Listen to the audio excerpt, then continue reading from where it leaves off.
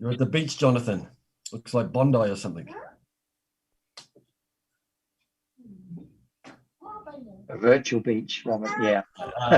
It sort of is clear. It's virtual, yes. It's actually Manly Beach, where a friend took the picture yesterday, so it's where we're on our way to, but we have to get through quarantine first. Yes, even though we're traveling from Hong Kong, which has 0 cases, and we both have had the Pfizer vaccination, it's still very difficult to travel. Yeah, no, Australia and New Zealand certainly value the most difficult of all. Yeah. Well, I'm an Australian citizen now. I have an Australian passport as well. So, but we still couldn't. Australia, I think, was even harder than New Zealand. So, yeah, I can see why it took you 6 months. Yeah. Morning, Gabby, Alan, Tiny Tom, Betty, Alberto, yeah. Tambak, everyone, Wilhelm, Nopadom. สวัสดีค่ะทุกคนค่ะ Saptika Ajahn. สวัสดีค่ะอาจารย์ สวัสดีครับอาจารย์ครับ ค่ะ สวัสดีครับอาจารย์สวัสดีครับอาจารย์ สวัสดีครับอาจารย์ครับ Shall we start?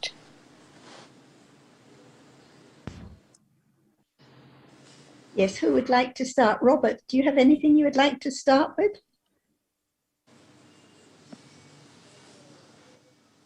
Give me a couple of minutes. I'll look up that commentary I was just talking about concepts. I'll just look it up on my computer and I'll come back in 5 minutes. Nina, anyone? Yes, of course. I heard Ajahn saying it appears well to direct understanding and awareness. It appears well, but Ajahn said, not well enough. It has to be more than that. So I was wondering about it, but I think there are degrees of realities that are appearing well. In the beginning, it may be appearing well, but not so well yet. But it's helpful if Ajahn can elaborate a little on it. When there's no understanding of what is there at all, can it appear well? No, Ajahn, no. But when there's some understanding about it, it depends on conditions, whether at that moment it can be a moment of being aware of a reality, a characteristic, which we have heard as it is as it is. Hardness cannot be anything, terrible thing, but it's only that which is hard at moment when it appears only.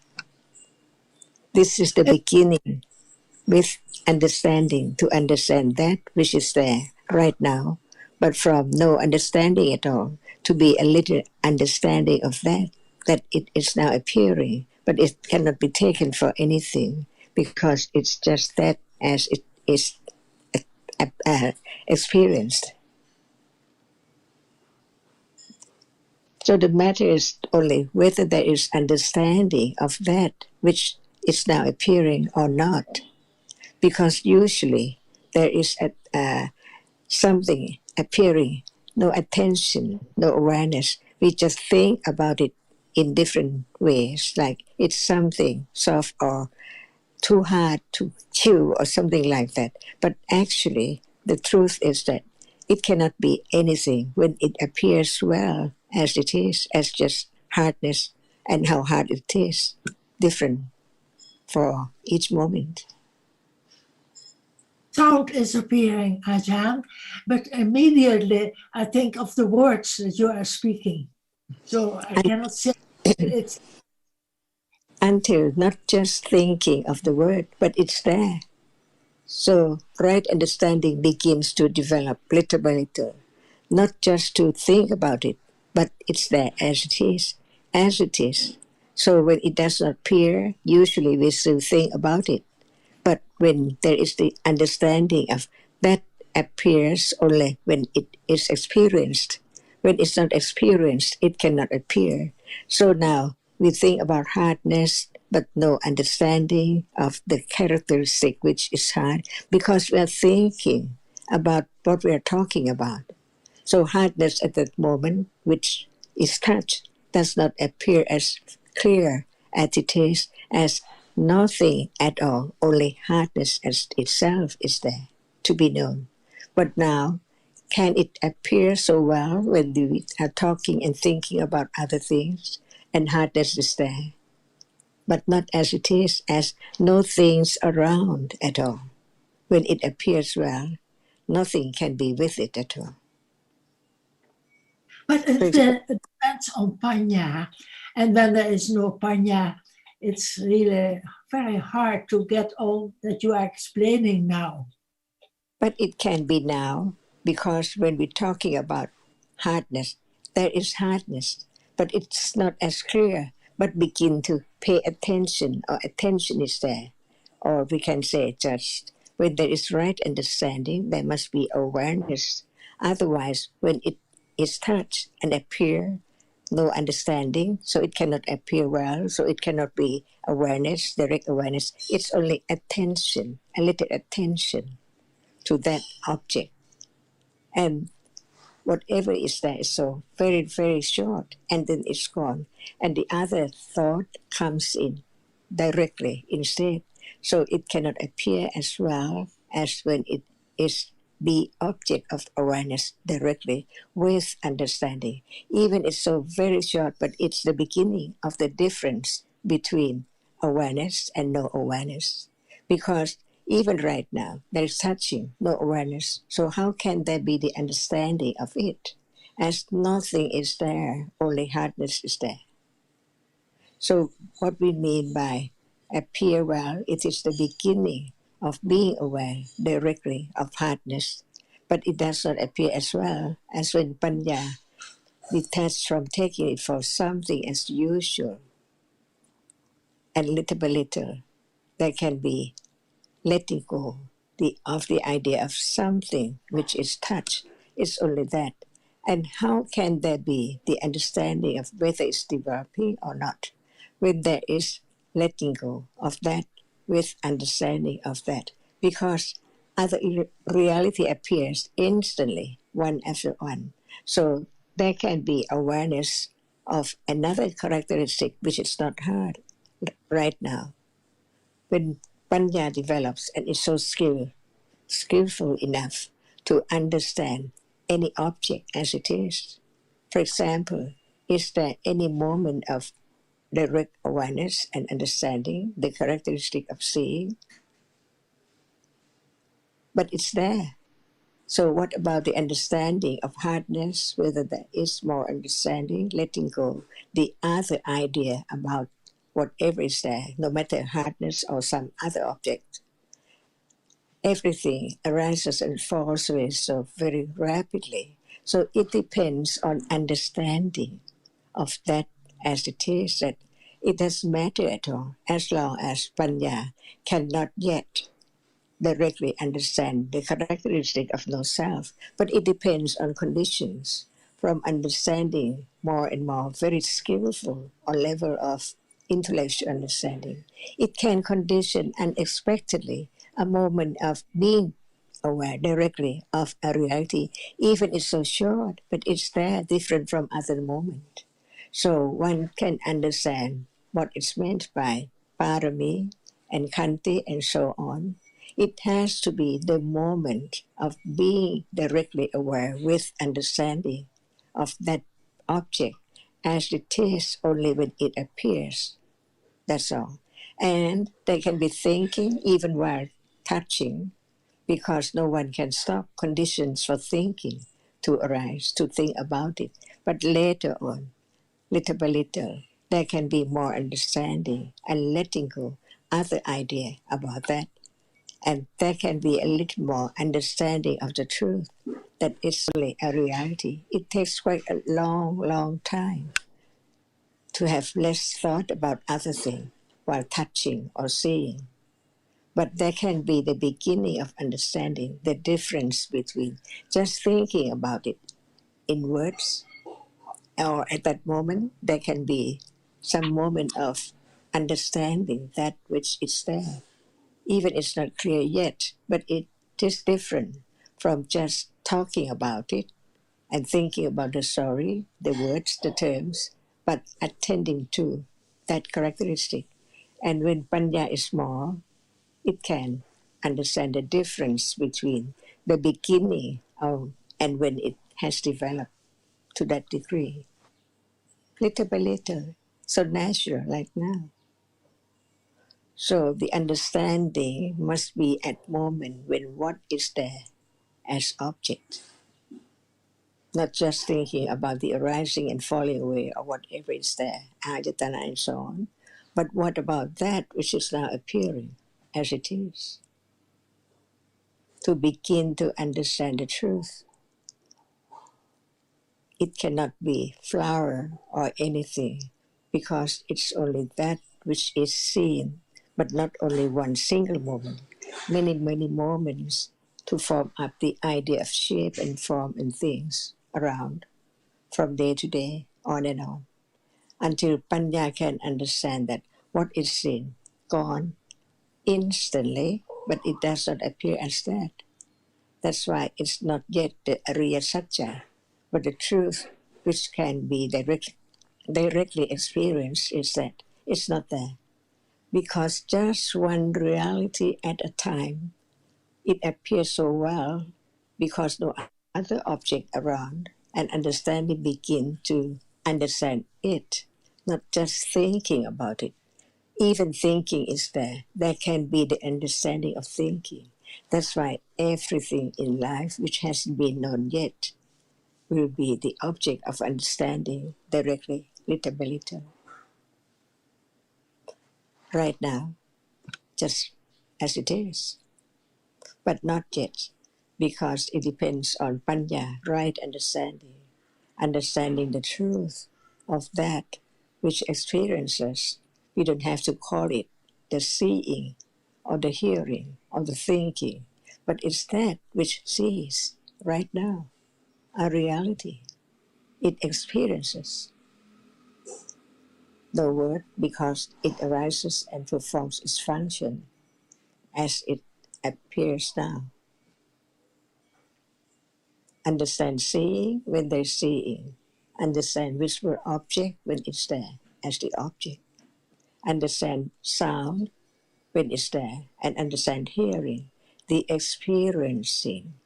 No matter the object is sound or word or visible object or smell, that reality arises and experience only one characteristic of a reality, that it arises to experience, the chief of experience, even the very subtle different characteristic of object. It's there, it performs that function. Otherwise, how can the other cetasika arising with it, to like or dislike, for example? Each one is as it is, never change, but cannot be the same one, no, just once in samsara.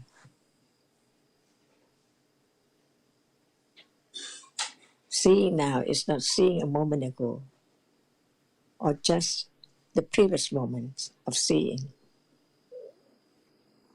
or appear as nimitta, not as it is, but beginning to understand that it is not what we used to take it for something or I at all, because it's gone completely, each one, very short. Otherwise, it can be directly experienced easily. The truth is hidden for eons and eons ago. So it cannot appear as it is instantly. But when Panya understands little by little, it let go the idea of something and taking whatever it is easier in life, because actually it's gone, everything. Whatever is the object of like or dislike, no more. What is left is only memory about it. Only in this life,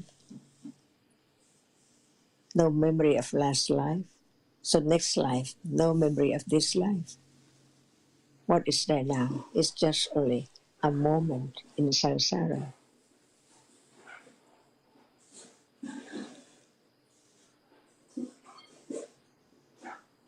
So when there is more understanding of what it is as not anything, it can be moment of paying attention or beginning to be aware.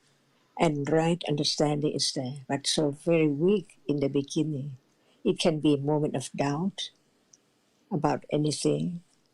And when there is more study, the moment of sikha, of that object, trisikha, of that object, it can begin to be an object which appear a little clearer until it can appear only one by one, no other reality mixed or being around at all. So we understand what's meant by appear well only to Panya.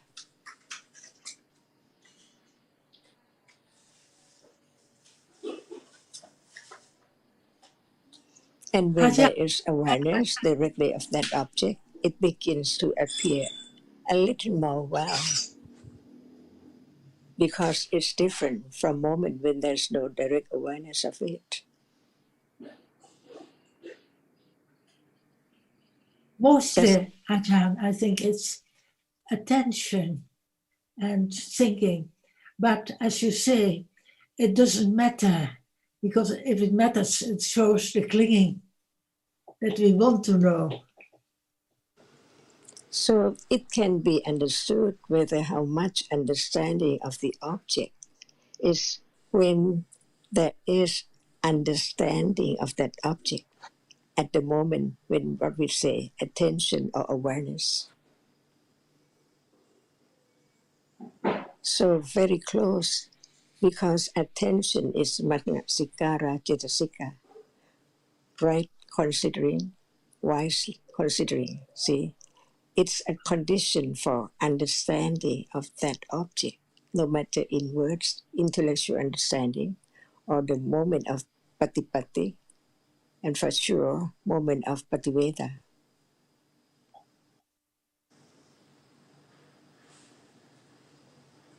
So we just use the term, but we cannot directly pinpoint the function of each cetasika arising together.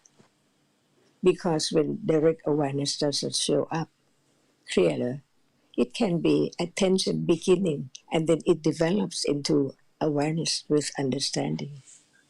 Yes. Ajahn, talking about the object appearing clearly and relating to what I was going to say, I saw a commentary recently, the Tika to the Visuddhimagga, and it might be interesting. And it says, a Dharma having its own nature, being sabhava, is profound. Profound is gambhira, but a panyati is not. And I think it means that concepts are, we sort of know concepts like tables, chairs, and people, but very hard to know the actual dharmas, the realities. And I think, as you were saying, it's all about panya, and obviously only when a Buddha arises can that sort of understanding of realities be known. Anyway, just it was a very brief comment in the commentary, but I just thought I'd bring it up. That's why when there is the understanding of the absolute truth, one can see that at moment of knowing something as plate and food and so on, it's the moment of thinking with memory or sanya. That's why there can be the moment of understanding sanya, even right now, intellectually, that it has to be there at any moment with citta. No matter what citta experience, the sanya is there. But citta is not sanya. It cannot perform the function of sanya. And sanya cannot perform the function of citta. That's why they go together. One is the chief of experiences, even the slight difference of the object from moment to moment. And sanya, since citta experience that, it must and remember that. But when there's no understanding of that which experiences, how can there be letting go the idea of something there, or I see, or I hear? That's why, because of the arising and falling so very rapidly, it forms up the shape and form which is taken as nimitta, something there, because only one dot on the paper cannot be any shape, no mountain, no water, and no people at all in that what we take when we paint. But just from moment to moment, it arises and falls away so very rapidly, just like the what you can the that which we turn around the stick, fire stick. It can be a shape of round or whatever we move it. But actually, it's just only one. But the rapidity of the succession condition the shape and form. And Sanya marks it and remembers it. So that is nimitta of that which arises and falls away. Even there's no word, even baby or anyone, snake or bird, must have the idea of the shape and form because Sanya marks and remember the shape and form, the nimitta, and it's known as something that is panjati. When there's no nimitta, there cannot be panjati. When there's no Dhamma arising and falling away so very rapidly, there cannot be nimitta. But since what is there, it just as it is, from the arising and falling away so very, very rapidly, the shape and form is there for Sanya to mask and remember as nimitta of everything. That's why without the teachings of the Buddha, who knows that everyone lives in the world of nimitta, no understanding the truth of how come nimitta to be such and such. There must be Dhamma, and only one arising and falling away, there cannot be nimitta. But since the rapidity condition the shape and form to appear, to be marked as nimitta, and from the memory, sanya marks it, it is known as something. Even dog and cat know what is there by nimitta. So from nimitta, there can be the panyati. It makes known as something there. From sanya, banyati. Until there is the understanding, what is there now is banyati from shape and form. So it makes known as flower and things. In truth, only the rapidity of the arising and falling away of nama and rupa, and gone, never to return, only once in samsara. So we can understand what is meant by panyati because of nimitta, no matter of what is seen or heard or smelled or tasted. We live in the world of nimitta and panyati, not understanding the truth that actually there's no one and no thing at all. It's just like a dream. There are so many things in a dream, but when one wakes up, nothing at all. So now, ignorance is there. It does not understand what is there until Panya begins to develop, to waking up little by little, to understand the truth of actually what Buddha said about anatta, sunyata is so true. And that can be directly experienced clearer and clearer and clearer by the development of Panya itself, from intellectual understanding. What is there now? Just now, it's not the same one, not the same one as it's been before. For example, we just talk and then look and see something, and then talk and think about the word. And what about the moment of seeing? What is that? Never the same. But it is not known because of the nimitta and the memory of that panyati as something.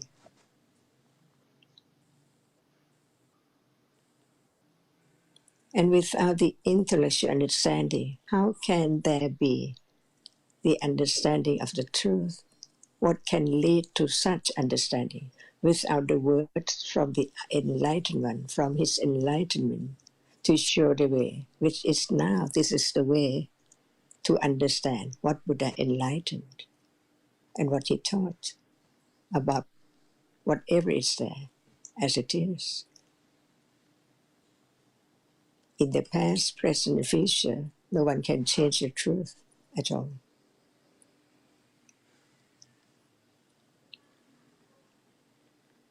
So it's just normal life, ordinary life, but understanding begin to hear more, study more, understanding more, develop more, little by little, by conditions, by parami, all kinds of parami.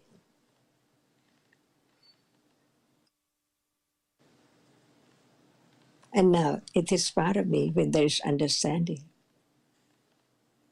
With viriya, with khanti, with satya, with adhidana, all there are there now.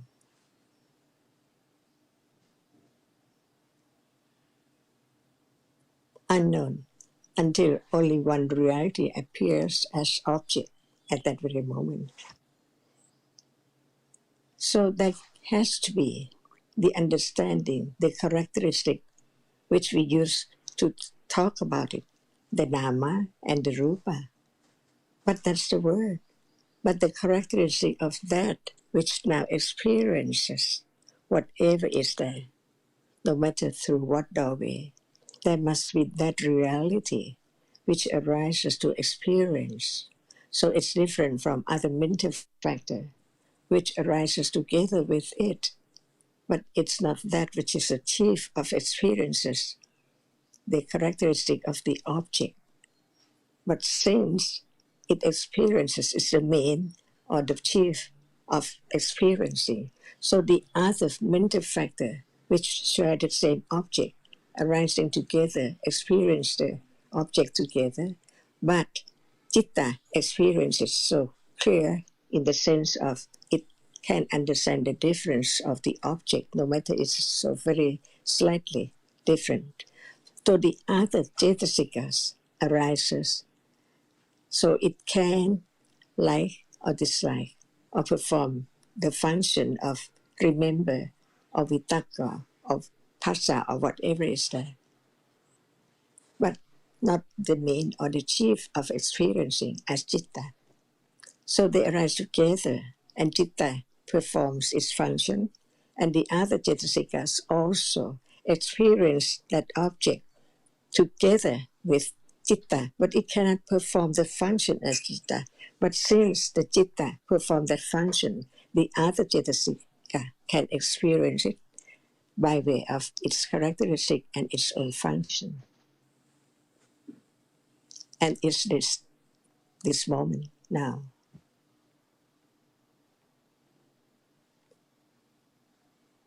It's impossible to understand the truth without understanding what is there now, as it is, different characteristic by conditions. Sunyata, no more. After it has arisen, it fall away instantly. But the next one succeeds very rapidly, hinder the truth of that which is gone as is no more. Because it appears instantly after that.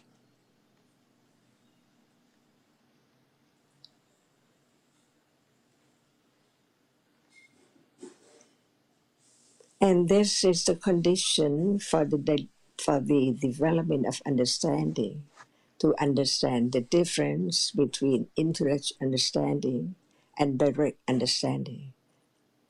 And when conditions are right, unexpectedly, it's there to have more confidence of the truth that actually no one at all. So how can there can be anyone who can make anything to arise or who can control anything? Impossible.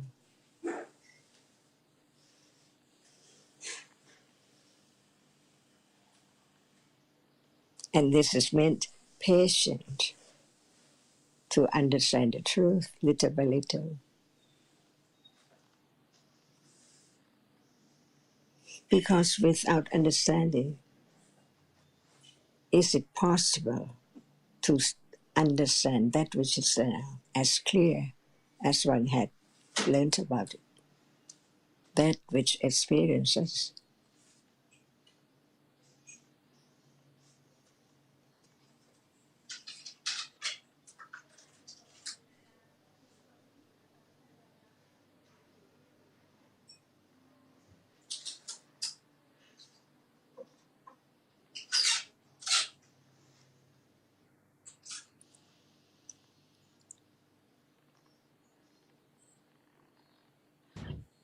talking about sanya. I think last week or the week before you were mentioning more about tira sanya, the firm remembrance. So without the firm remembrance of the reality to be understood, there are no conditions for awareness and understanding to arise.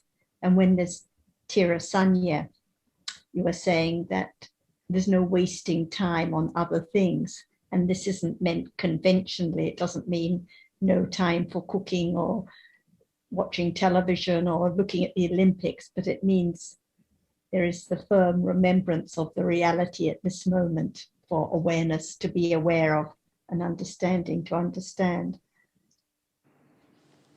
So firm remembrance of that which is our experiences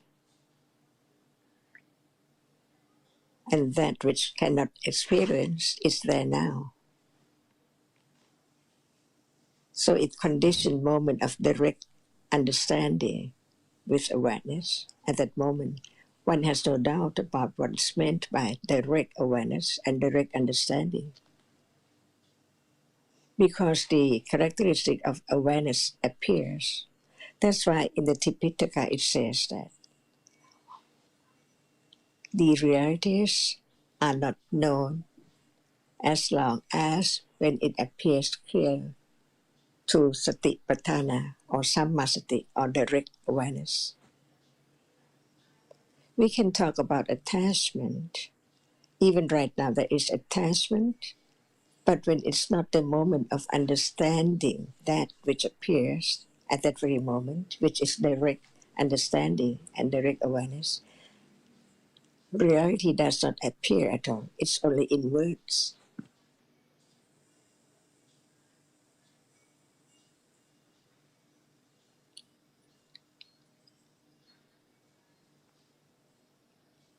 That's why study carefully of each word of the truth can condition more letting go of how it can be quite a long, long way for the development of right understanding to experience what is meant by enlightenment, realization, the truth of this moment as it is.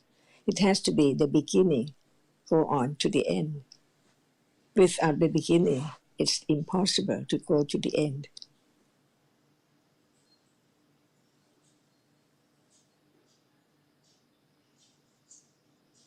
So the beginning has to be firm, tira sanya too, of the truth.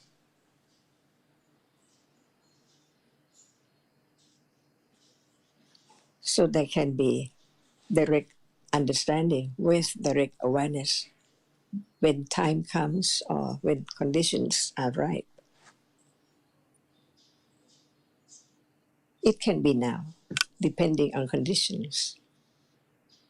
Anything appears by way of anatta because they are all no one, no self, only different conditioned realities. No expectation to have such and such object as the object of direct awareness and understanding because it hasn't happened yet. And who knows what will be in life, moment after moment, unexpected. But the expectation, the truth of it, cannot be known. Even right now, even seeing right now, is unexpected. No one can make it arise. It's there already. What about the sound, sudden heard? By conditions, unexpectedly. So the unexpectedly is there, each moment, unknown. So all realities can condition understanding of this and that. No choice. Anything has to be known. So what is there in normal life, ordinary life, has to be known, no matter what degree of attachment, aversion, or conceit, or whatever. Ajahn, I have a question about about on the Monday discussion. Tâm great question about Phá Văn Gá can have the sati. So you explain because sati is a wholesome Cetasika and can have with the Phá Văn Gá in the case of the Buddha or in the case of the Arahant. And I am not sure about in the case like the people like us, Phá Văn Gá Chitta can have with the sati or not. Because the Buddha don't have the defilement, and so the sati can have with the Phá Văn Gá, but for us still have defilement. I'm not sure sati with the Phá Văn Gá for people like us. Is there only one kind of Patisantichitta, birth consciousness? No, 19 kind of Patisantichitta. They are different by way of Kusala Vipaka and Akusala Vipaka, right? Mm-hmm. How many Akusala Vipaka which can condition, which can be birth consciousness? Say again, Ajahn. How many Akusala Vipaka Chitta can perform the function of birth, or it can be birth consciousness? I am not sure. As a result of Akusala Kamma, because it is the Akusala Vipaka. Yes, they are 14 Akusala Chitta, but I'm not sure. It is 14? Can all No. 14 Akusala Vipaka condition birth consciousness? Yes. Can seeing now Akusala Vipaka can condition birth consciousness? Can be birth consciousness? No. See, that's why can all Akusala Vipaka perform the function of birth, or can it be birth consciousness? So how many Akusala Vipaka can be birth consciousness?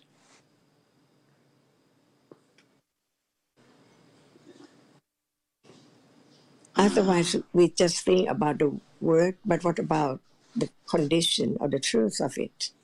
Why they are different? And what is meant by even there are how many numbers, but what is the difference by conditions? So it's not just talk about that which is heard, but what about the truth? There are how many Akusala Vipaka, and can all of them perform the function of birth? This is to understand the difference of birth consciousness, to understand whether there is sati with such and such birth consciousness,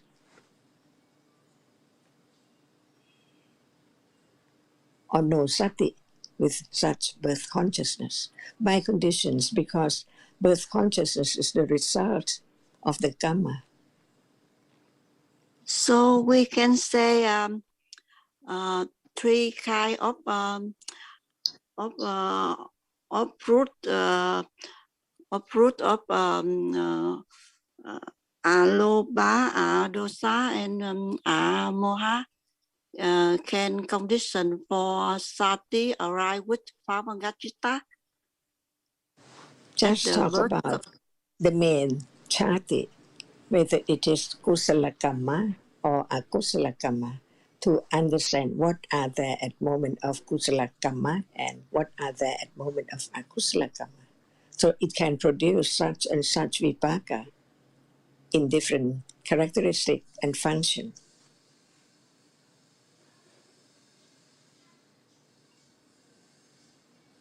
Let me explain a little bit. So when we're talking about patisanti, which is akusala vipaka, it has to be performed by santirana chitta, which is rootless chitta. So the vipaka, the birth consciousness, the akusala vipaka is rootless. And all the other patisandhi citta are the result of kusala karma. When the patisandhi is performed by the kusala vipaka santirana, then it's rootless, it's very weak, the result of very weak karma. But whenever the patisandhi is the result of kusala karma with roots, then sati must be there with that patisandhi citta and with all the bhavanga cittas during life. So when birth is with roots, like for our birth with 2 or 3 roots, sati must arise with every bhavanga citta during that life, just like with the patisandhi citta, with aloba, adosa, and amoha depending. So sati arises with every sobhana citta, no matter it's kusala, akusala, vipaka, or kiriya in the case of the arahats. Sati must be there with all of those cittas. Okay, I understand now.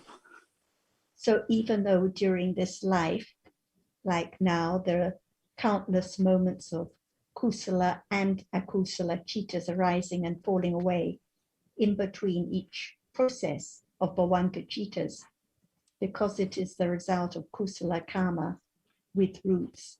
Sati must be there with those bhavanga cittas unknown. Okay. Because I think sati only arrive with Pavanga Chitta only in the case of the Buddha, not us, but now Ajahn and you explain more about What detail. about in the case of the Bodhisattva before he is a Buddha? The bhavanga cittas are the same for the whole life. What about in the case of Angulimala before he met the Buddha and became an Arahat? The bhavanga cittas are still the same from birth to death. They don't change.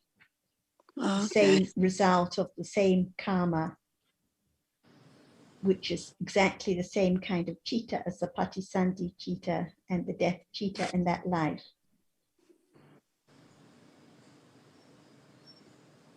So because Angulimala became enlightened, definitely the bhavanga cittas had to be with 3 roots in order for that to be possible. So even when he was a murderer, sati was arising with each bhavanga citta as result. So sati arises with all sobhana cittas, no matter kusala or vipaka. Okay. Okay, thank you, Ajahn and Sarah.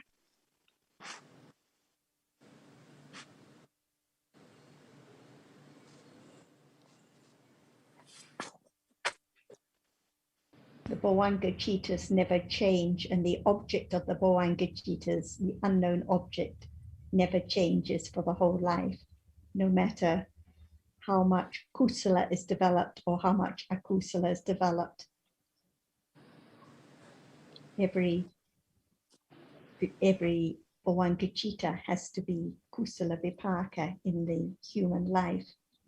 And when it's with roots, so it's with roots whenever, unless it's the birth is a result of very weak kusala, such as when someone is born handicapped from the moment of conception, or deaf, or very weak kusala vipaka, but otherwise there must be wholesome roots, and sati must be there with the citta when those bhavanga cittas arise.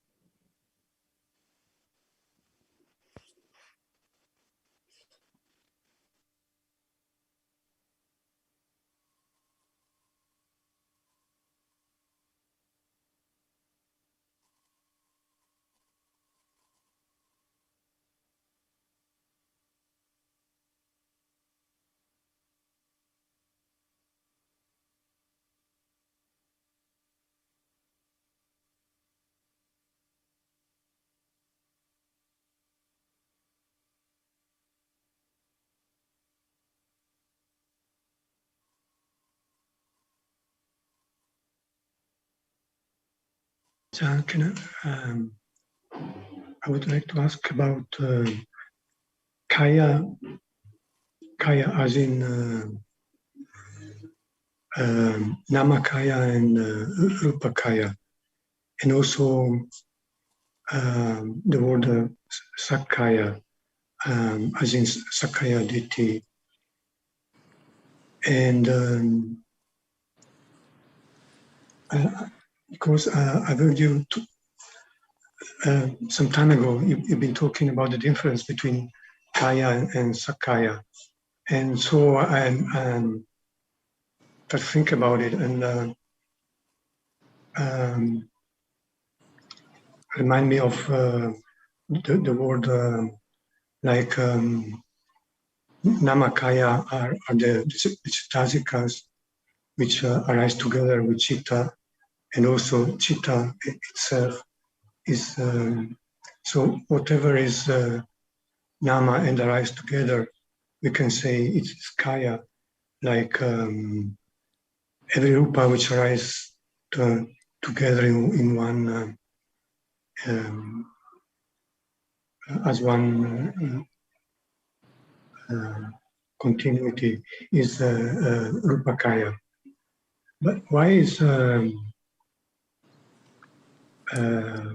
word sakaya used for the view of self, the taking taking the something, the reality which arises as something when they're already gone and not still the idea of something and people and even the idea of things and not also people. Can you explain more about kaya and sakaya, please? Thank you.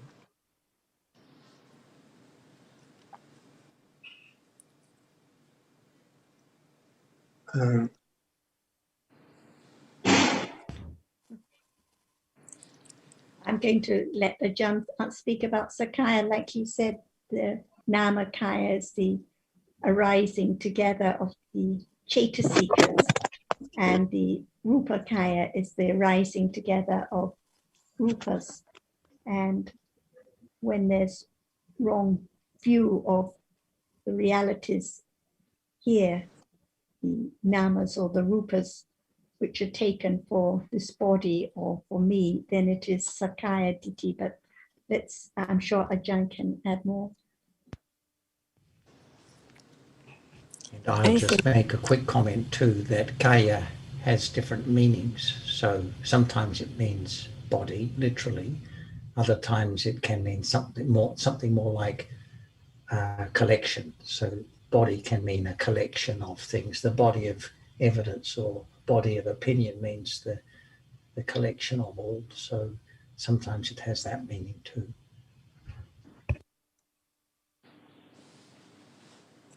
So, what do we understand when we use the word kaya in Pali?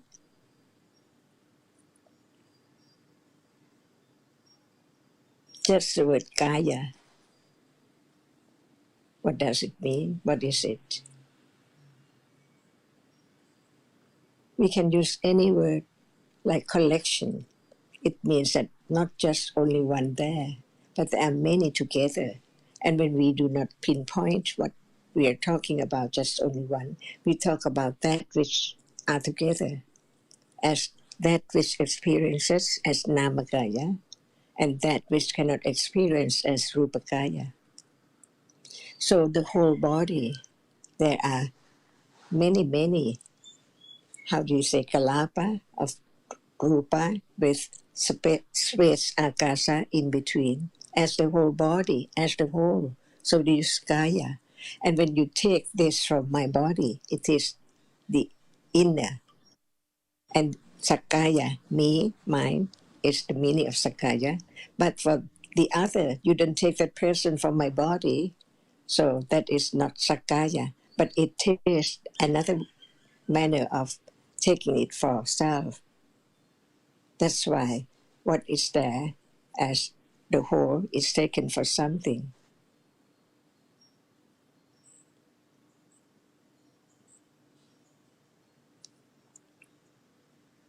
That's why there are two different words, Attanutiti and Sakayatiti. Atta means as something. For example, a shoe, a chair, see, something. But many, many rupas together, and it is the wrong understanding, taking the first as chair, permanent. It has to be a chair, nothing to do with the Mahabhuta Rupa or other Rupa at all. And that is Atta, something. Atta is something. So when it is a person, it is something too, but different from chair, but it still be something. So Atta Nutiti includes any wrong understanding which take that for something permanent, as usual in daily life. But the chair is not me, so the chair cannot be Sakaya Titi, but it is Attanutiti when there is such understanding. The same wrong understanding, but what is taken is different. What you take for I is Sakaya, but the other person is not me. So for that person, it is his Sakaya Titi, but when we talk about the other, Attanutiti. So for me, my body and my Namakaya and Rupakaya is me, but the other is not me. The other is Attanutiti, but what I take for myself is Sakaya. That's all. Anything in the absolute truth. What is taken for oneself is Sakaya, it's me or mine. That which is not taken for self, but taking it for something there. It is always something. It is Attanutiti. For example, when you see something unseen before, how strange it is, so very little, who knows, that it's just a kind of plant, but it looks like something, see? And the idea about that is something, no matter it's some plant or whatever, and that is Attanutiti. That's why without understanding the absolute truth of each reality, there must be Attanutiti, and what is taken for oneself is Sakayatiti, because Namakaya arise together and Rupakaya arise together. They cannot be mixed. They cannot be changed. Even it arises with the Chitta, but it cannot experience object as Chitta.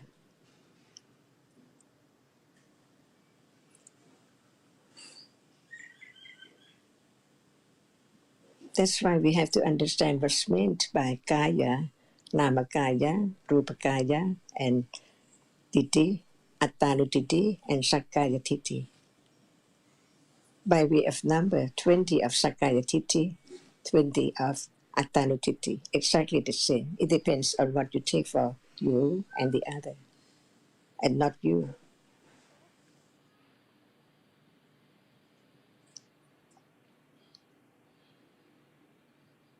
Can this apply to the words in Tipitaka? No matter in what text? It depends on in what aspect one is talking about. For example, Kaya Nupassana Satipatthana, about the Kaya which is not known as no one at all. But it takes the whole body as the body, my body and the other's body. No matter what body is there, it's a body. That should be known, but actually there's no one, no body. Otherwise, there must be the idea of the body all the time.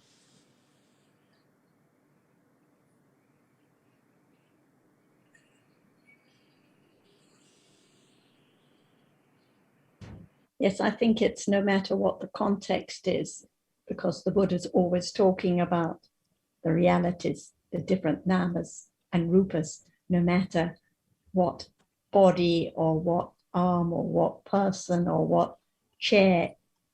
Actually, it's always taken for something, but in fact, there are just the different namakaya and rupakaya, the different namas and the different realities, the different collection of namas and the different collection of realities, those that are taken for me or myself and those taken for other people or something,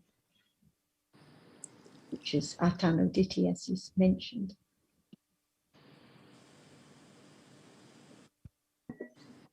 Right. Thank you, John. Thank you, sir. I was also thinking about shape and form, and the small baby which still has the idea of shape and form. And I'm not sure if in that case would the term Atanuditi would apply, or he would have the idea of his own body, and would that be Sakaya Ditti applying in the case of a small baby which doesn't yet know about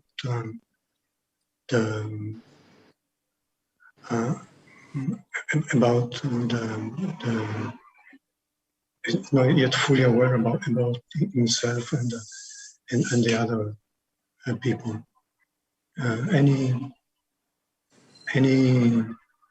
comment on this?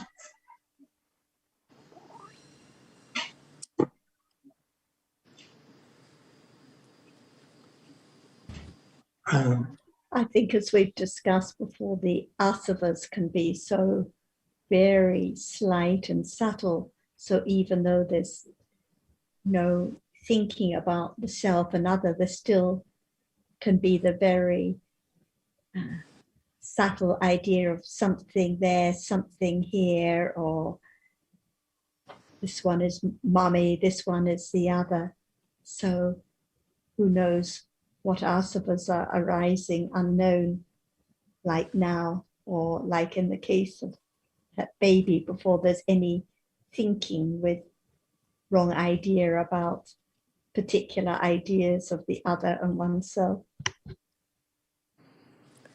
But Sarah, there's only one asava at a time. So when it's not ditthasava, it must be something else. And the question is, when it's those other things, is it what Alberto is asking?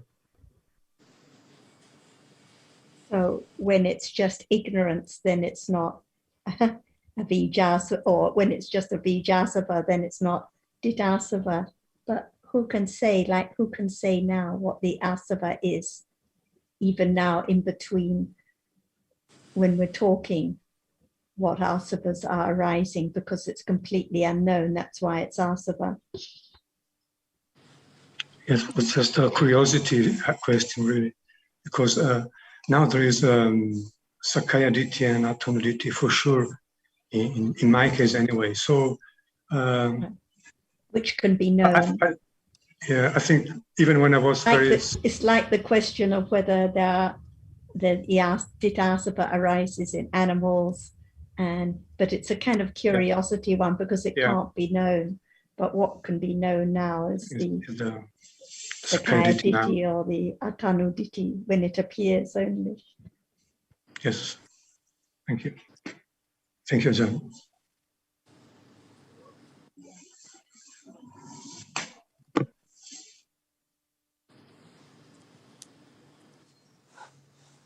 And what about the term Kaya Mututta, Chittu Mututta?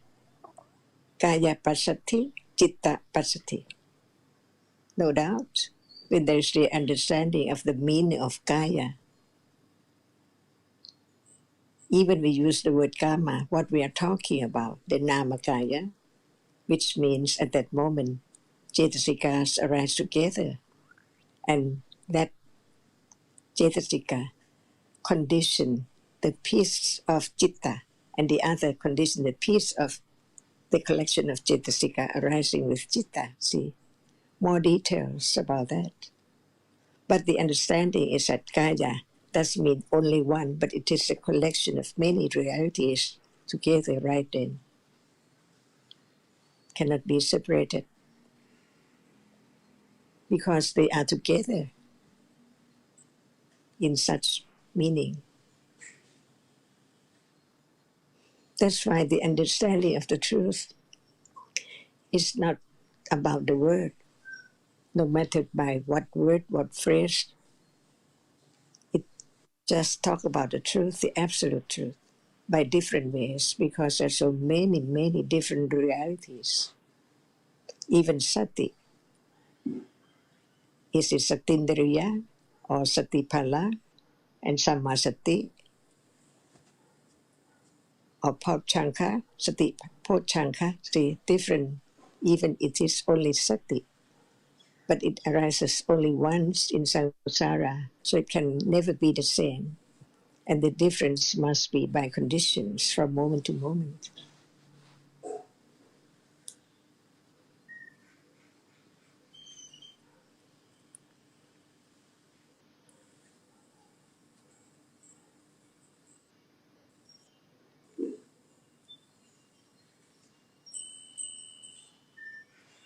Ajahn, can you talk about a little bit about Kaya in the case of breathing? So what is the word about breathing? Yes. Kayanupassana satipatthana or what? Or anapanasati or what? Not anapanasati, just a normal breathing. So what is the meaning of breathe in Pali word? In and out? I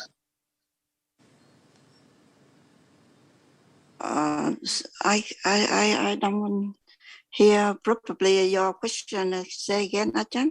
I'm not sure. Are you talking about breathing? Yes. In and out? Yes. What yes. it is in what Pali word is that? Pali words. I don't know. Anapanasati. See, sometimes we use the word, we don't know the meaning or the reality of it. Sometimes we understand that and we don't know what word is used in such and such language. But the truth is there. So are you talking about breathing? Yes. The nature, the truth of breath. Can it be known? We are talking yes. about breath.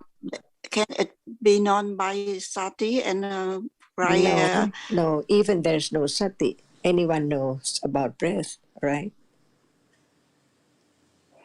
just yes. And the nature of breath. See, we are talking about the absolute truth of what we take of breath.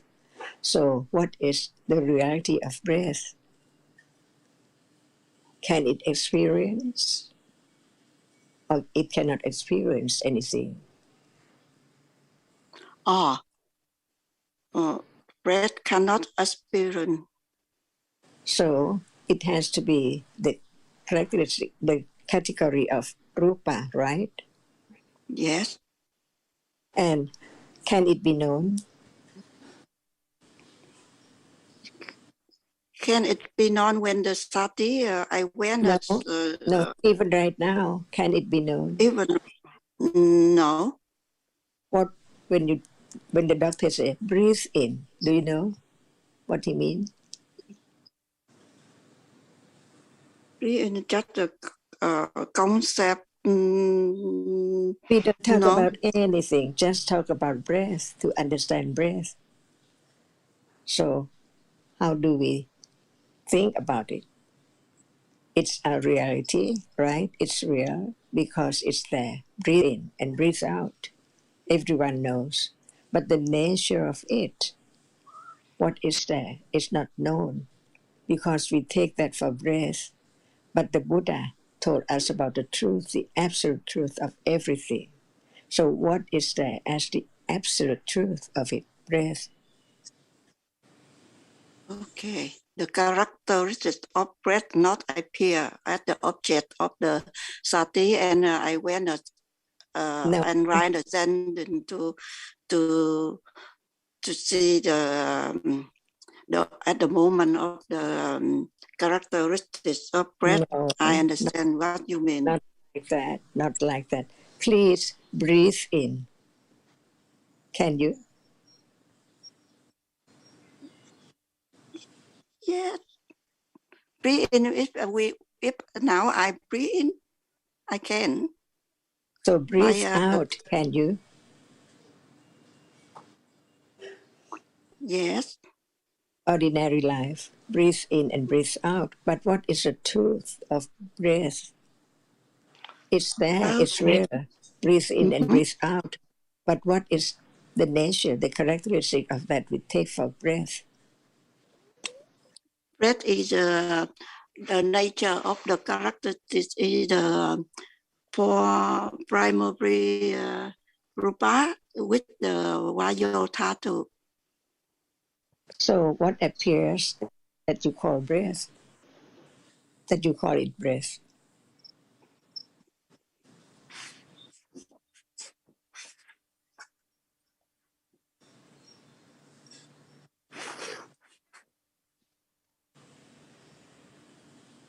Are you breathing?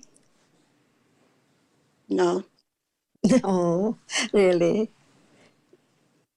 I mean, because breathe in, I mean, Ajahn asked about because no one there to breathe in, just the breathe in by condition.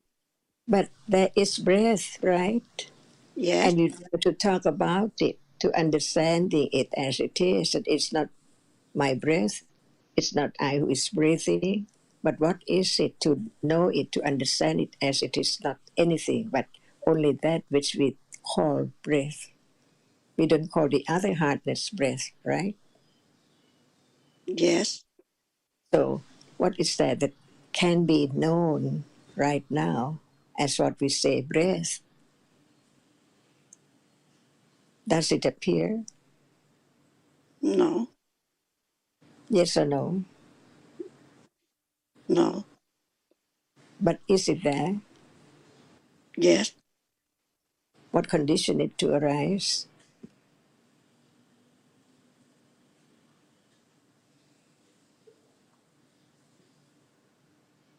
Without citta, can there be breath? No. So only when there is a living being, not dead yet. So breath is there, no matter one has it as object or not, but it's there by conditions. That's why usually it does not appear, because it's just very, very slight heart of heat that cannot be known, like when we touch something hot or cold, right? Hard or soft, like touching the plate. It's not the moment when breath appear, when it touch on the nostril, right? Yep. Only that. Right.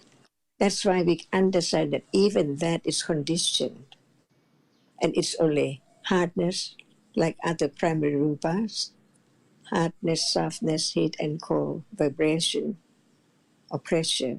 That's all. That's all. Means that it's gone, never to return as other object. The same, very short. That's all. No one.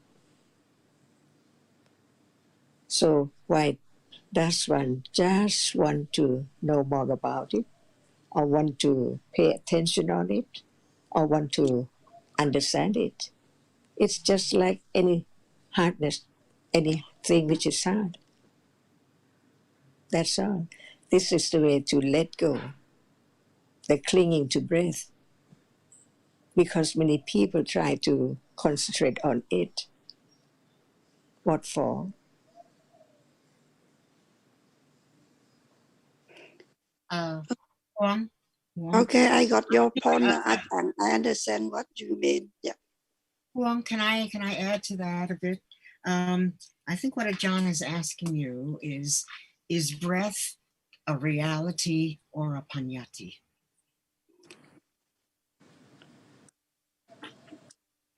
Reality.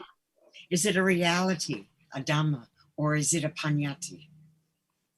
It's a reality. Are you sure? Yes. What makes you think that breath is a reality? Because if with our breath we can alive. We alive now. Right, but is there a you, a being there that is alive? Mm-hmm. Is that being a reality or a panyati? Panyati. Panyati is a concept, okay? The difference, you know the difference between a concept and a reality? Mm-hmm. Okay, is the body, your body, what you call your body, you, okay, what you think of as you or your body, is it a reality or is it a concept? If I say my body is a concept, because like we talked about before, John said before, the body is collect many the group of rupa, many kalaba or group of rupa, not only one or my body. Well, we know that there has to be, in order for there to be a concept, there also has to be realities there. So, but is what you call your body, is that a reality or a concept? The body is a concept. Okay, so what about the breath? The breath is a concept if we think about the. That's right. The so your yeah. Breath is a concept, right? So what Ajahn is saying is, why, if it's only a concept and it doesn't have the characteristics of a reality, i.e. it is self rather than non-self. It is somewhat permanent, it's always happening, rather than impermanent. It is not dukkha, okay? So because it's a concept, it doesn't have the realities.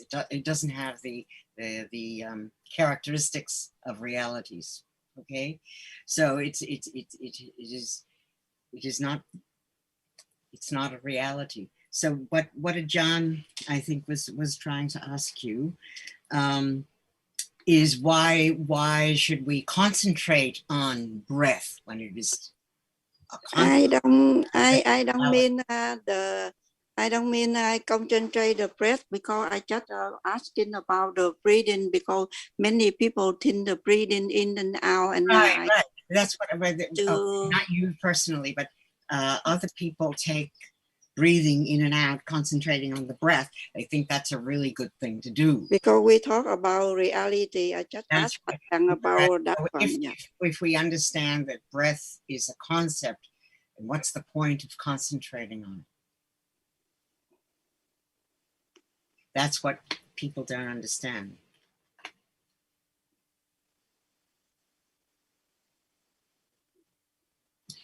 I think also, Betty, the point was that even if we are using the concept about breath to refer to reality, such as the softness or hardness that's conditioned by chitta, it's like any other reality, any other rupa. It arises and falls away, and it's of no significance.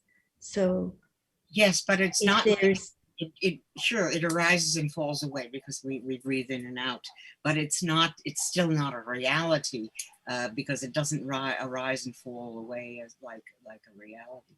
I mean, the realities that supposedly make up breath, the hardness, the etc. Those rise and fall away, but the breath itself rises and falls away very, very slowly compared to realities.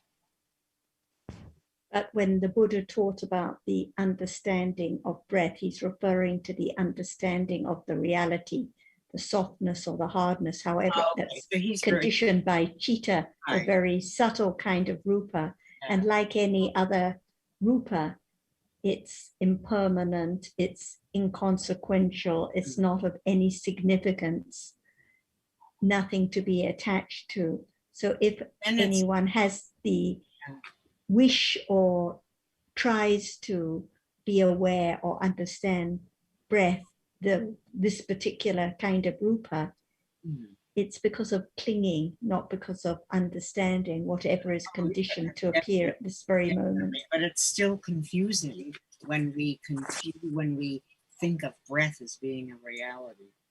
It's confusing because it's like body. We can talk about body as a concept when we think of this body belonging to me or my breath. It's just a concept, an idea, but there are the realities that are taken for the body. We can't have those concepts without the realities.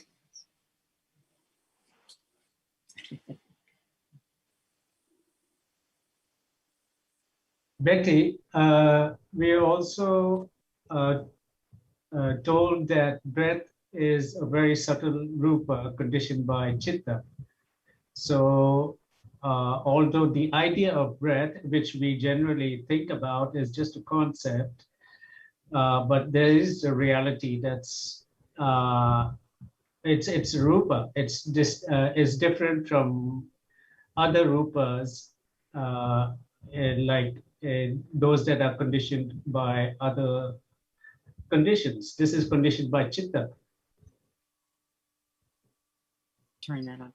So you're saying that breath is different from other, is somehow or other not exactly a paññatti, and not but it's more of a reality than a paññatti?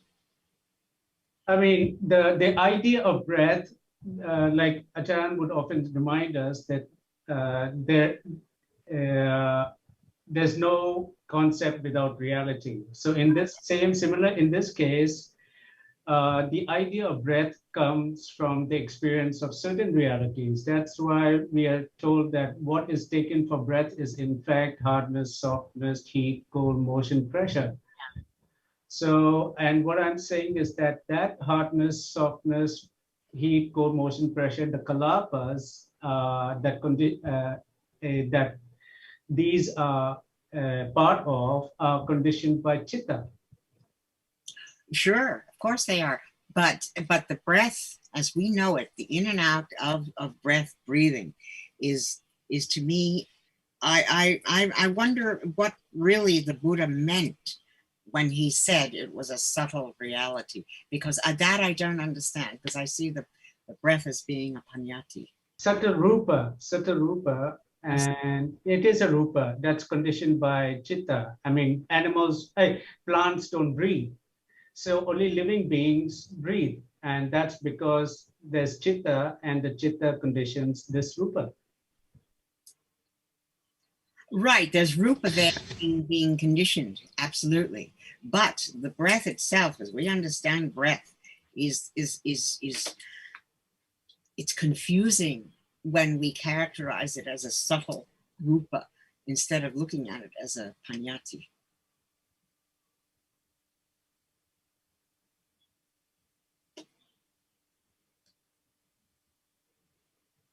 In other words, we can say that the realities that are there that we take for breath are the kalapas, okay, the rupa, all right.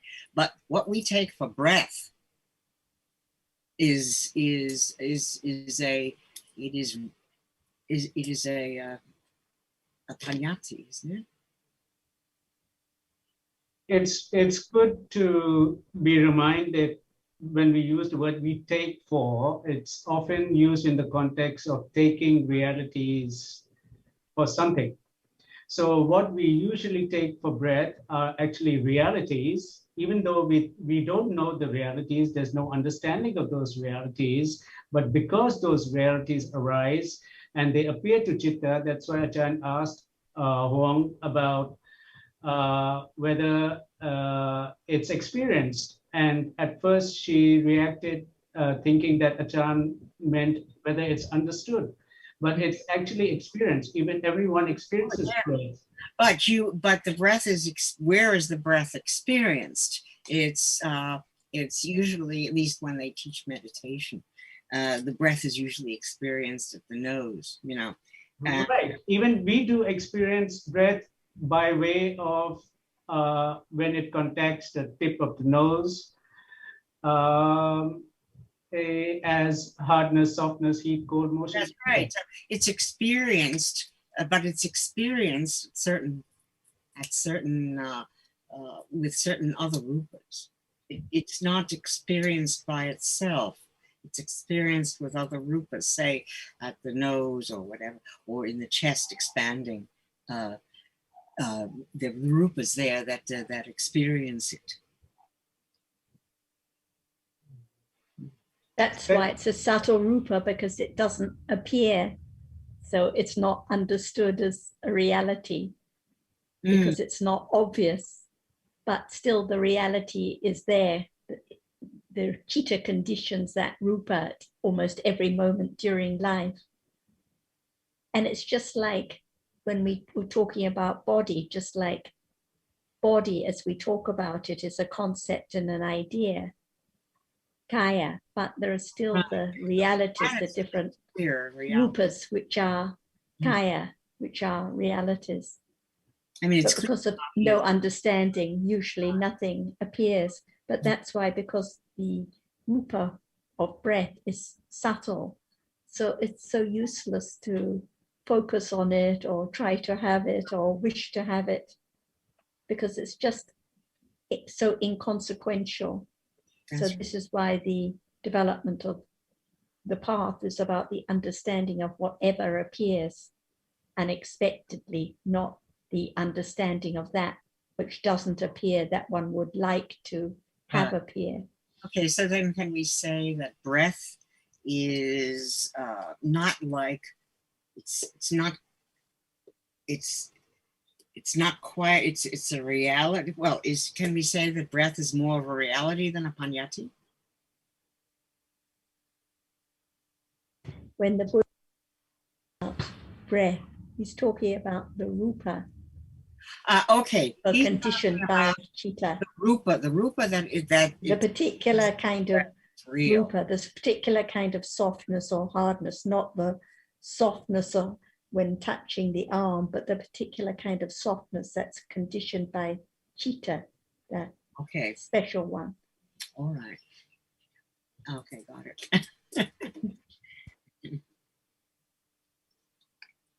Question for you.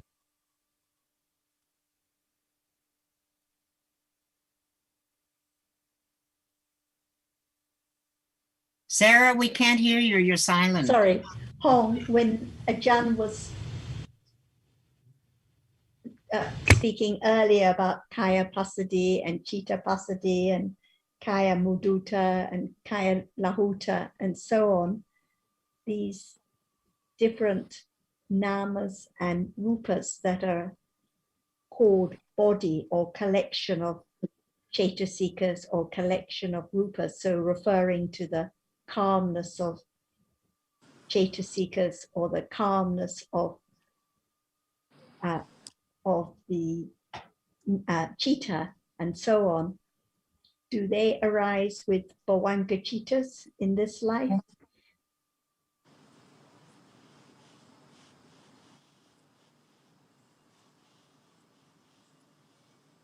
Can you hear me, Hong? Yes, a good question, Sarah.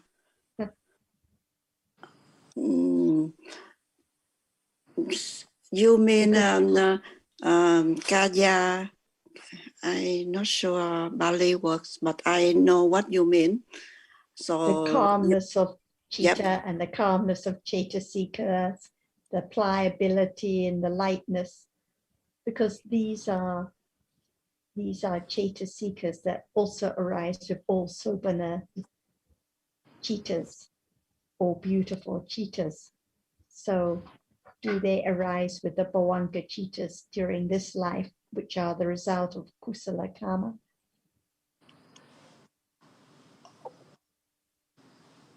Result of kusala karma. You mean there are the appear? No. Not do they appear? No, because no. we discussed that sati arises with all sobhana citas, all kusala citas, and all sobhana vipaka citas. So this includes the bhavanga citas in this life, which are the result of kusala karma. So the point is that these other cetasikas, the calmness, the lightness, and so on, also arise of all sobhana citas. So they also arise with the bhavanga citas in this life. Yes. Just like sati. Yeah, like sati. Because they are the wholesome cetasika. They arise with all sobhana citas. Yes, so they have to arise with the kusala vipaka citas with roots. So they have to arise with the bhavanga citas during this life too, completely unknown. Even in deep sleep, sati arises with those citas, calmness arises, completely unknown. Yep, thank because you. that was your question at the beginning. Yes. Thank you for my question. Thank you for asking me the question. Make me more clear understanding about Sophana Chitta arrive with the Phavanga Chitta. Thank you. That's why we use the word sobhana rather than kusala when we refer to cetasikas that arise with all sobhana citas, because it means not just with the kusala citas, or not just with the kusala citas and the kiriya citas of the arahats, but also with the kusala vipaka citas with roots. Yep. So sobhana is a broader term.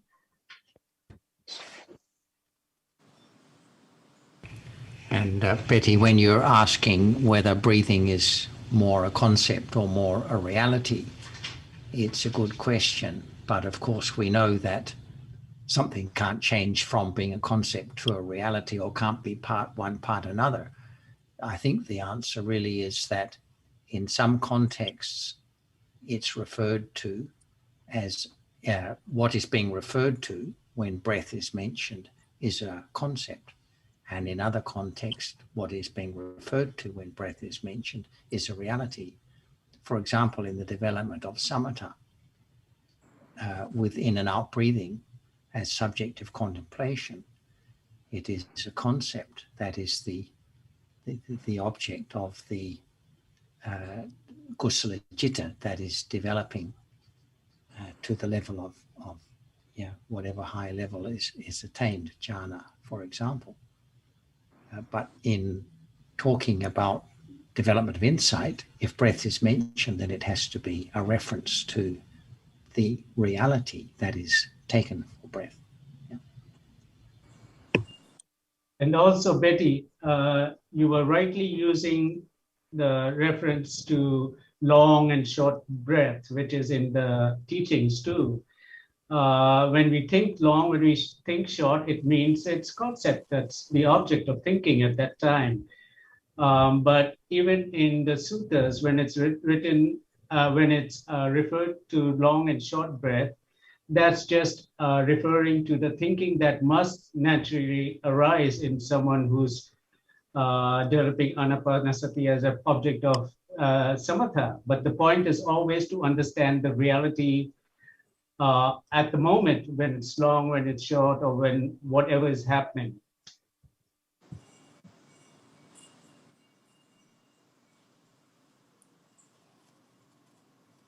Thanks for the clarification.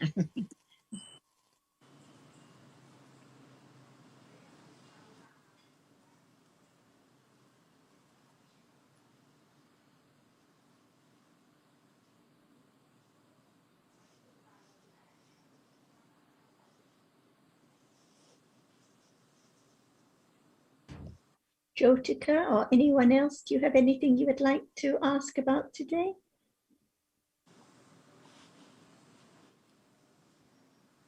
So, Kuntara, may I ask a question? Yes, go ahead, Annalene. Yes, this is also out of curiosity. Was in the relations earlier, Hong-san asked about breath. So I understand that breath is a concept that's based on some reality.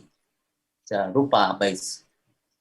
The concept of breathing is based on some rupas. And how about the dreams? For me, it seems that dreams is a concept that only based on concepts. So it's a purely concepts. Is that okay? If there were no realities, for example, if there were no visible objects seen, no sounds heard, could there be dreams? No, but visible object cannot. When there's a dream, there's no visible object. That's what I understand. It's only the sana that's working and it remembers some thinking kind of thinking about yes. all sorts of visible objects and sounds that were experienced before. Yes. So it's just thinking about different concepts, but you could say it's thinking about concepts based on past experiences, past sense experiences. So different fantasies about what has been actually experienced through different doorways. And what's important, Anli, is that when you wake up and realize that you've had a dream, it actually it points to the fact that there was the reality of thinking and sanya and whatever the other realities were there. Yes, thank you.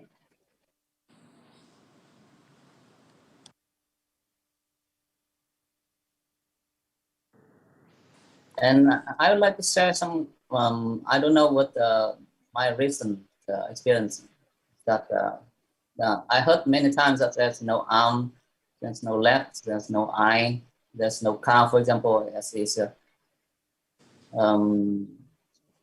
it becomes more not more and more natural to me to be familiar with such idea, but for example, recently I recognize that still for me, for example, it's difficult to say there's nothing. For example, there's a computer that's running, or there must be air conditioning that making coolness, or there are some people that operating the electricity system, for example.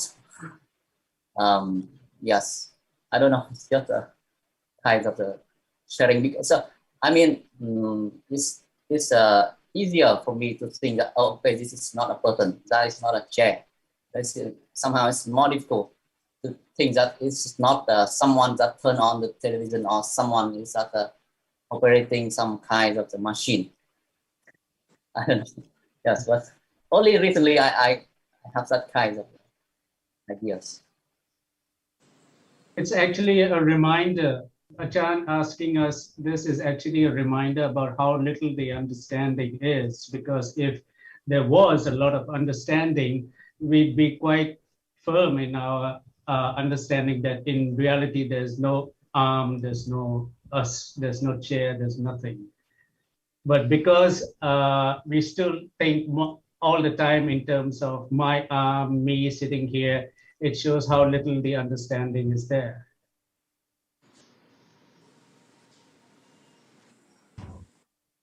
And while this is taken for my arm or for me, while there is Sakaya Ditti, something here all the time, then there has to be all other kinds of Atano Ditti and all other kinds of wrong view.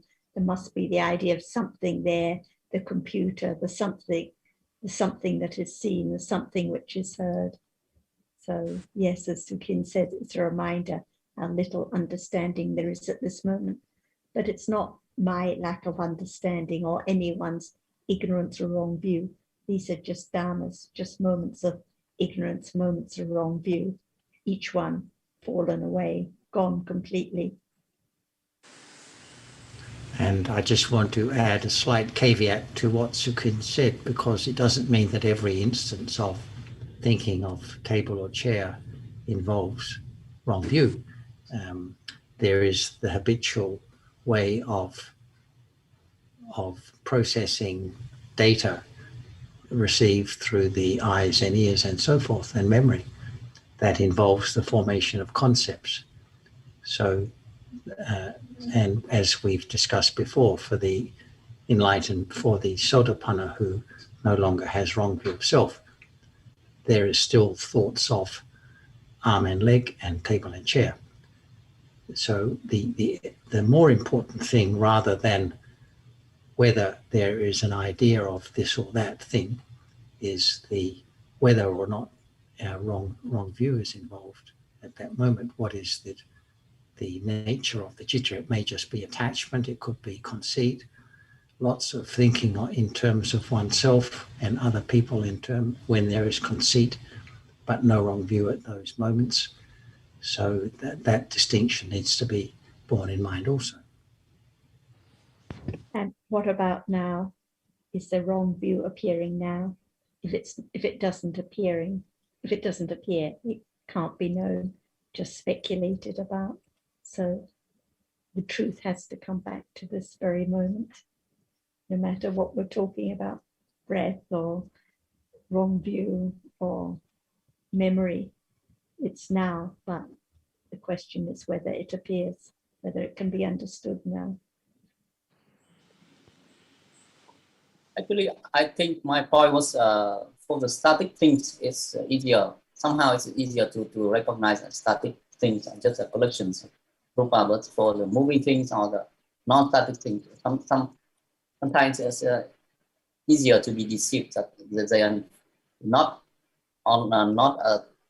collections of. Somehow they're different, and they're not 100% collections of rupas. But even with what you call the moving thing, or like the picture on the computer screen, is it still something there? Because the wrong view can be so very subtle, still something, even when not thought about as a computer or a person, but still the idea of something there. More and more subtle kinds of wrong view, more and more layers to be understood.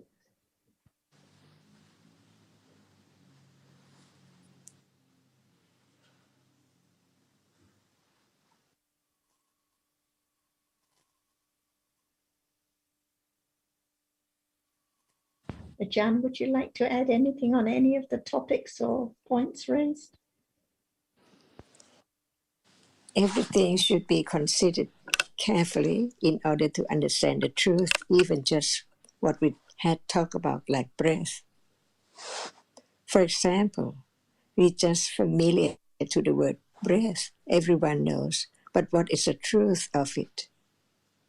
Otherwise, we live in the world of concept or something or nimitta in one's life, the whole life. But the truth is there underneath that no one can know unless the teachings of the Buddha can lead to the understanding of what is there as it is now.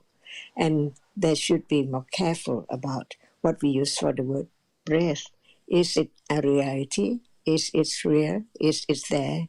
We have to consider stage by stage, little by little. Even we don't use the word breath at all. Is it there? That at the moment when it appears, it's different from other hardness which appear, what we take for arm or toe or things, see? So each one represents its truth. Breath is conditioned by citta, no matter who knows or not. Is there breath while one is sleeping, fast asleep? As long as there is citta. And Buddha taught about how many cittas does not condition breath, but how many condition breath? Who knows? Until study the cause and the reason what he said about why not or why it is like that. So what is breath is just that which is the rupa, primary rupas, the four primary rupas, but that which can be known is only three. Like at the place, at the moment, like touching anything, hardness is there. So hardness is always hardness, no matter what we call it. When we call it breath, we mean only just that specifically, not the other hardness at the touching the arm or the finger. See, that is not breath. Because who can understand that rupa, which is conditioned by citta? Now, see, no one can understand what condition what. For example, while touching hardness, what is there? What kalapa is conditioned by citta, kalapa is conditioned by kamma, and what is that conditioned by ahara or uttu? See, unknown. Because the actual reality, which cannot be anything at all, because it is only hard or soft. But we use different words to explain different stage, different level of what we are talking about. For example, breath arises and falls away. So the experiencing of just breath is the moment when it's there, arising and falling away. But the other moment, when citta condition breath on and on, it's there at the nostril or at the nose. But what about that which one thing that it goes down deep to the abdomen or somewhere in the body? Is that breath? Or that is conditioned by uttu, not breath anymore? Because citta condition arupa, say for 17 moments of citta, and falls away, and what appears is only the nimitta of everything, because only one single reality is so subtle that it cannot be known by way of a process. See, that's why he taught what can be known to understand that when it's there and its breath is conditioned by citta, and at that moment it arises and falls away, but it continues on as long as it's there. But after that, it's conditioned by the uttu, which is there at the breath to condition the next kalapa, which is not conditioned by citta, like the sound or the voice this moment lasts for only 17 moments of citta. After that, it's by uttu. See, when we turn on the radio or whatever, even it looks or it sounds or it appears just like exactly as we have heard, but it's not that which is conditioned by citta. The word we heard from tape, radio, is not that which is conditioned by citta. That's why the understanding of what is there, condition more letting go, the idea of someone or something, in order to understand the truth which is there, when it appears clearly only to panya. Because without panya, who knows what is what, whether what is there, breath or not? Because at that moment, there can be hardness appearing, but not at the nose, see? So even that is known as different, because it's there by citta, and that is there by whatever is there, by conditions, kamma or uttu or whatever.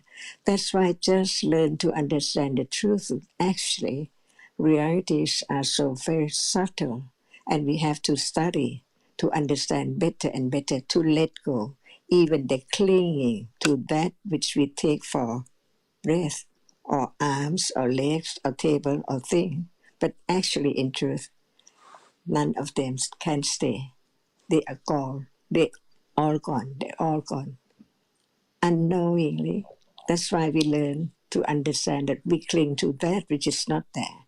And who knows that it's not there? From the teachings of the Buddha, which point out each reality as it is. What is taken for breath and what is not taken for breath. Even they are hard or soft, cold or hot. See, only that, just to learn to understand the truth little by little. Understand the truth little by little. Not I understand, But the understanding is the moment of when hearing any word, it is a sound, and sanya marks and remember that sound and the meaning of it, and then consider it to understand it. When it's the question, there must be the moment of thinking and considering the question or the word which sanya marks in order to not think about other thing, but just consider that which is heard and what is true and what one understood or the understanding is there, and just answer with understanding. It can be wrong or right, depending on the accumulation. They are not self or anything because they are there only very shortly and then gone. Just to understand a little more, deeper and deeper, to understand the truth, what usually people take for breath, what is there? Just breathe in deeply. Is that conditioned by citta as breath, or as that rupa which succeeds from that moment, but by uttu, not by citta anymore, and so on. This is the mode that is the understanding of the truth. There can be a little moment of letting go of ignorance, which conditioned wrong understanding and clinging to something and I. From life to life, that's all. The truth can be object of understanding of different degrees, from considering the truth of each word of the truth which is now appearing. So it can be any moment because there are different realities appearing by conditions.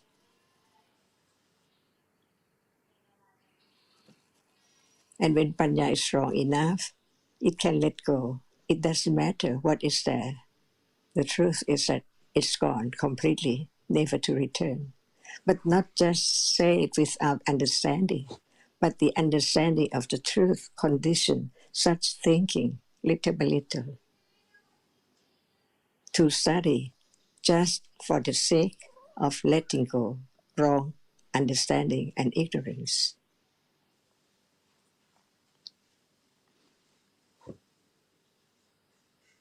And for samatha bhavana, the development of calmness, almost every subject or object of samatha is panyati, because it cannot understand the truth of reality at all. It just understands the moment of wholesome and unwholesome, and develop the moment of wholesome with panya of that degree, seeing the danger of experiencing the sensuous object in a day, conditioned just kusla in different manners, that's all. Until the enlightenment of Buddha just reveal the truth of what is there, that can be known, that can be studied, that can be letting go little by little by understanding more and more. Naturally. Just like now. Even doubt can be object of panya, which understand it as not self, not me. Everything which is not known in a day, no matter in what day, panya has to understand it as it is. Otherwise, it cannot eradicate the accumulation, the anusaya of kilesa, which take that for I deeply. So it doesn't matter as long as there is panya which understand different degrees of different realities, no matter like or dislike.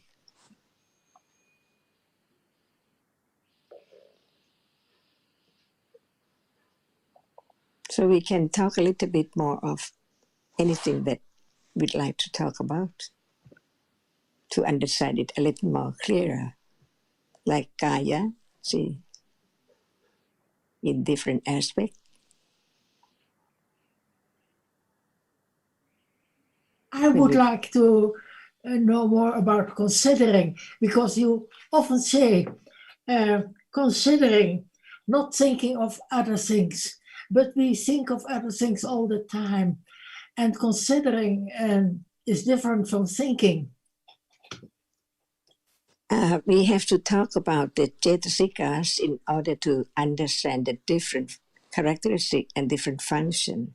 For example, each citta has manasikara, attention to the object.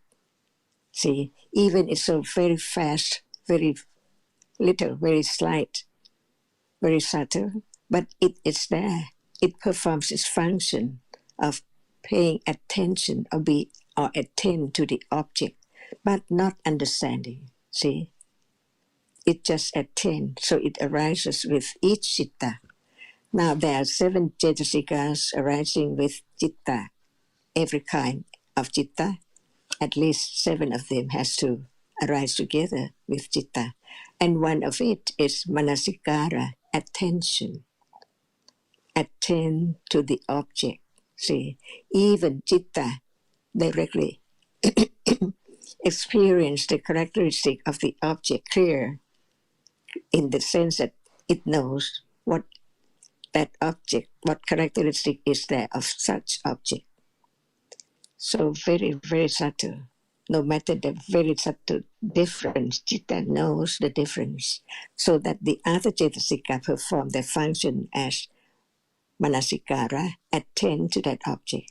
That's why we can read about the yoniso manasikara condition, right understanding. See, it's not I who consider, but what is there?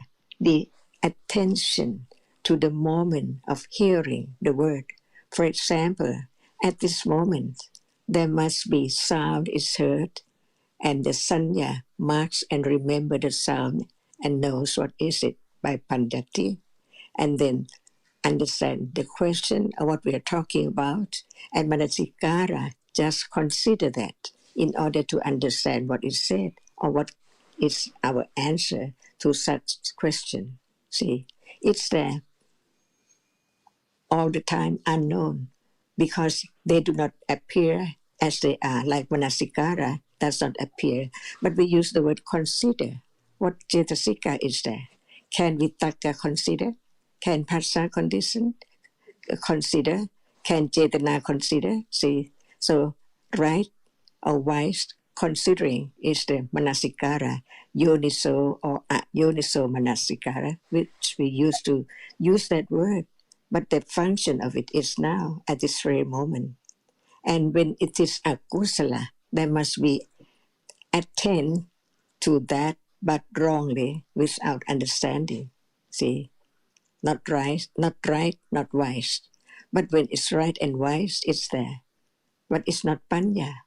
That's why it is a condition for panya. Because even it's there with each citta, it's not like sati. Because sati is the moment when it is wholesome because of other cetasikas like satta arising with it. So each cetasika, kaya pasati, citta pasati, and so on that we have learned are there in a moment of wholesome citta, no matter it is kusala or vipaka or kiriya with roots.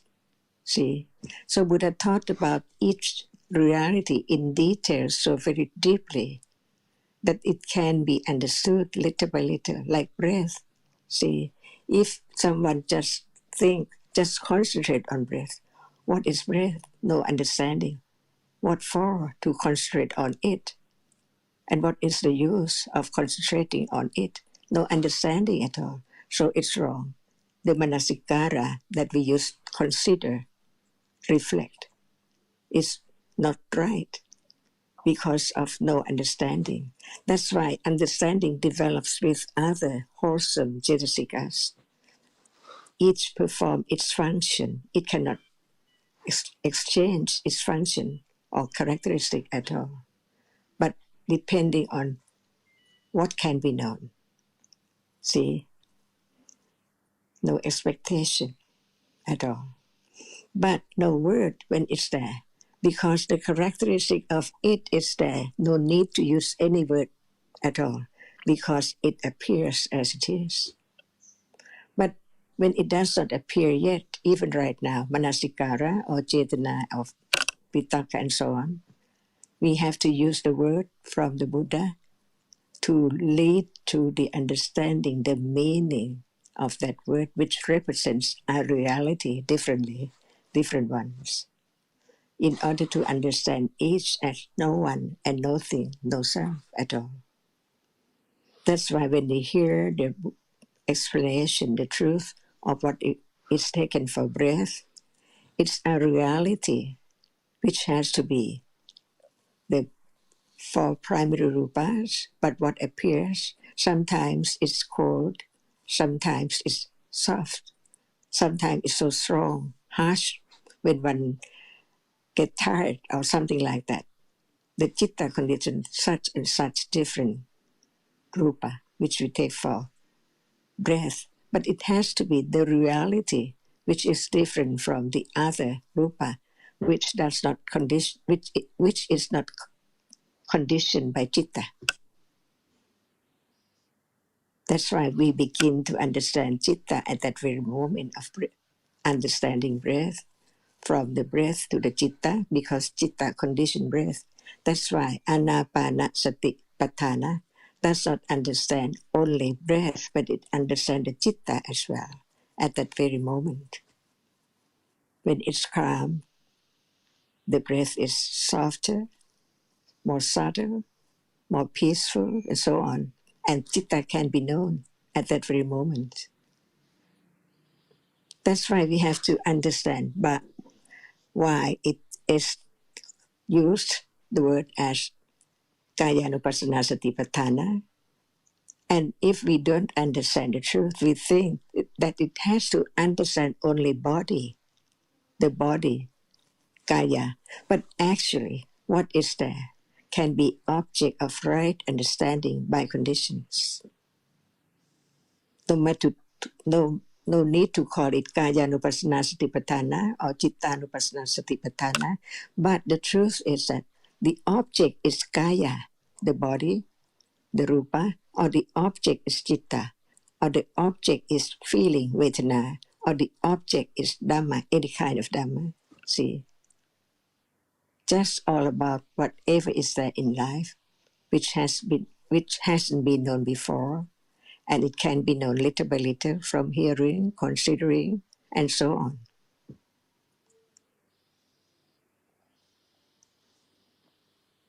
So now there is manasikara, and when it's wholesome, who knows? But sati is there, which is not only just manasikara, but it is sati, which is aware of wholesome moment.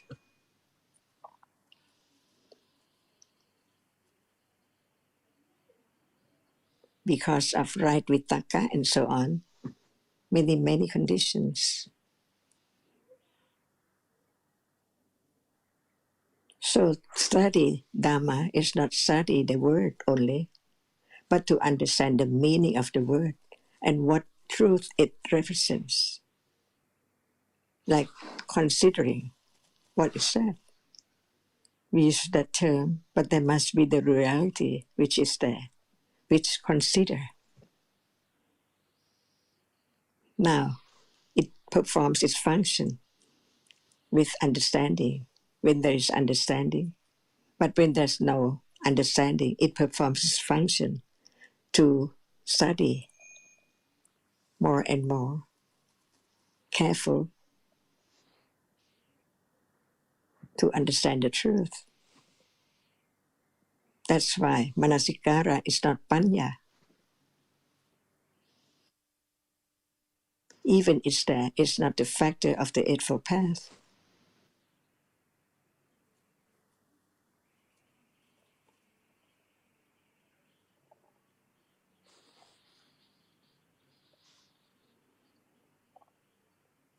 So we learn little by little to understand what is meant by the path, the Eightfold Path, and vitaka, whether it is the sammasankappa, or just vitaka, or raw vitaka, or right vitaka, or what is the object of vitaka. It's there all the time, unknown, until there are conditions enough to condition moment of beginning to attend to the word of the truth little by little. Until Panya is there, understanding. If there's no considering at all, how can there be any understanding of what is heard now?